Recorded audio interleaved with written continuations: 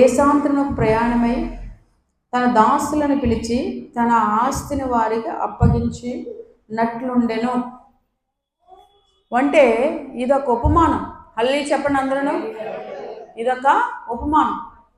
ఉపమానం గురించి ఏమని బైబిల్ సెలవిస్తుందనంటే, హల్లెలూయా, ఉపమానం గురించి బైబిల్ ఏమని సెలవిస్తుందనంటే, దేవుని యొక్క వాక్యం ఏమని సెలవిస్తుందనంటే, మరి ఒక మనుషుడు దేశాంతరమునకు ప్రయాణమై తన దాసును పిలిచి తన ఆస్తిని వారికి అప్పగించినట్లుండెను.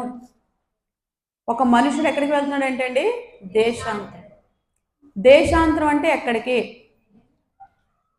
దేశాంతరం అంటే ఒక మనుషుడు ఎవరు అంటే ప్రభువైన యేసుక్రీస్తు.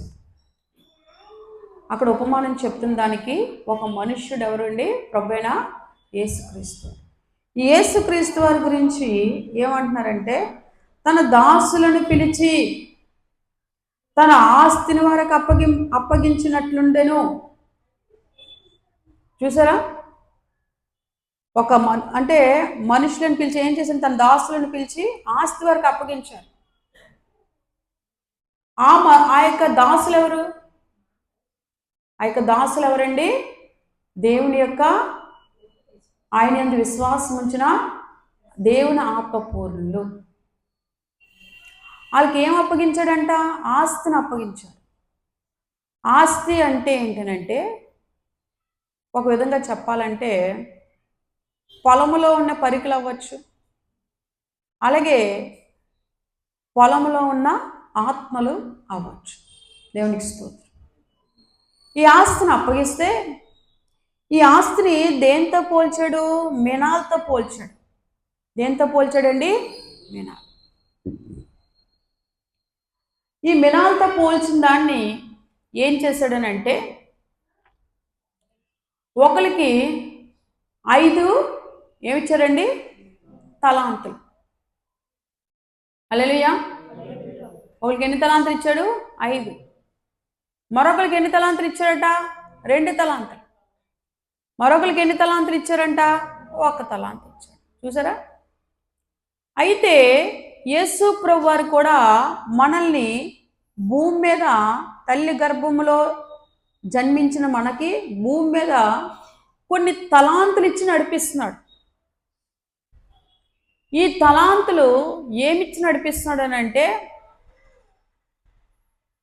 ఎప్పుడైతే ప్రభువైన యేసుక్రీస్తు యందు విశ్వాసం ఉంచామో, ఎప్పుడైతే నమ్మి బాప్తిజం పొందామో, ఎప్పుడైతే దేవుని ప్రేమలో యథార్థంగా ఎదుగుతున్నామో, ఆ యథార్థమైన జీవితాన్ని బట్టి దేవుడు మనకి ఏం చేస్తాడు?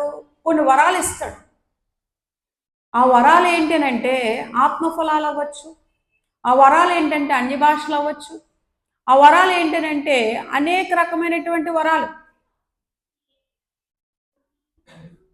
స్వస్థపరిచే వరం ఉంటుంది, దయ్యాలను వెళ్ళగొట్టే వరం ఉంటుంది, పాటలు పాడే తలాంతులు ఉంటాయి, ప్రార్థన చేసే తలాంతులు ఉంటాయి, సువార్త చెప్పి ఆత్మలు నడిపించే తలాంతులు ఉంటాయి.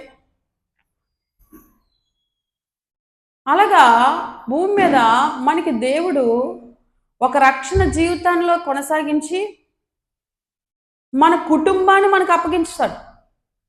మన కుటుంబంలో ఒక్కరుగా ఉన్న మనము కుటుంబంగా మారామంటే ఒక 3, 4, 5 అవుతాం. హల్లెలూయా చెప్దాం. ఈ 3, 4, 5 అవుతాం కదమ్మా. అయినప్పుడు ఏం జరుగుతుందమ్మా అంటే, ఈ 3, 4, 5 ఎప్పుడైతే అవుతామో వాళ్ళ 5 వాళ్ళ 4 మనం ఏం చేయాలి? ఒక్కరుగా ఉన్న మనము, దేవుణ్ణి ఎరిగిన మనము వాళ్ళ 5 ఏం చేయాలండి? దేవుని సన్నిధానంలోకి నడిపించి బలపరచాలి. ఒక తల్లికి 5 సంతానం అనుకోండి. ఆ తల్లి ప్రభువుని ఎరిగినప్పుడు తన భర్త కూడా దేవునిలోకి నడిపించాక వరకు ఒక 5 పుట్టారు అనుకోండి. ఈ 5 పుట్టినప్పుడు ఈ 5 ఏం చేయాలంటే ఆమె దేవునిలో పెంచాలి. దేవునిలో పెంచి ఆ 5 పెళ్లి వయసు వచ్చే సమయానికి ఆయన దేవుడి యందు భయభక్తులు కలిగిన మరో 5 ఇచ్చి ఏం చేస్తారండి? ఒక్కొక్కరిని ఇచ్చి పెళ్లి చేస్తారు. అబ్బాయి అవ్వచ్చు, అమ్మాయి అవ్వచ్చు. ఈ ఐదుగురిని ఎంతమందిగా చేశారు వాళ్ళు దేవుళ్ళలోకి? 10 మందిగా.